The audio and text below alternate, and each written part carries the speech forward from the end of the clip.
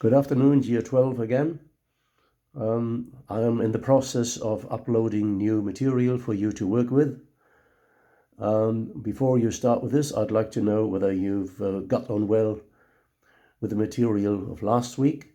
I saw some comments of yours on YouTube under the short video that I uploaded, just 7 or 8 altogether.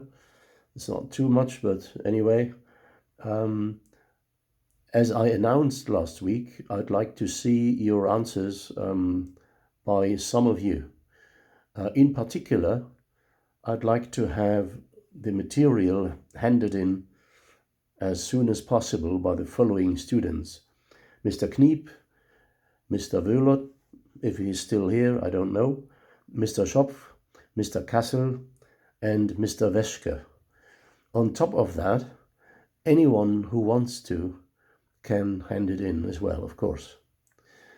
Now, regarding this week's material, there is one worksheet that tells you to do some repetition exercises regarding participles and participle constructions.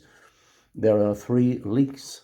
If you put the links in, you will find the exercises and you'll even find the correct answers. Okay, that's very easy and convenient for me, so there's not much for me left to do. Except you don't know what the sentences mean, but I'm sure you're quite good with that. Second, on the sheet for this week, you will find a copy of phrases or idiomatic expressions with the word get. I'd like you to complete this worksheet by adding the meaning of these phrases. Yeah, find out what they mean in German. Sometimes it's easy, sometimes you may have to look it up. Number 3, there's an additional text that I put in last week. It's with regard to the text you had to work with, the Good German, and this additional text is called the Good American, and this is just for your information, so you don't have to answer questions. It's just for information and to understand the arguments of the author of the first text better.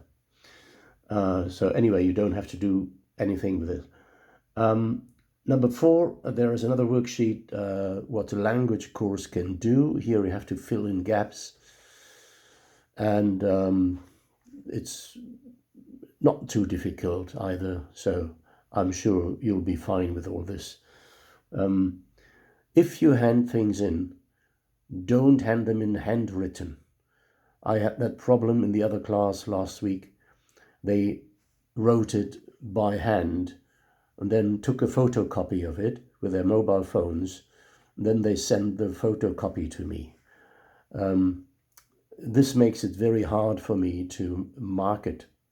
So it would be much easier, much better, and much easier to read, first of all, for me, if you word processed your material and then send it to me as an email attachment, okay? So good luck with this, and if you have any questions or problems, just ask and send a mail, and I'm looking forward to your answers and your material. Yeah? Good luck and best health to all of you.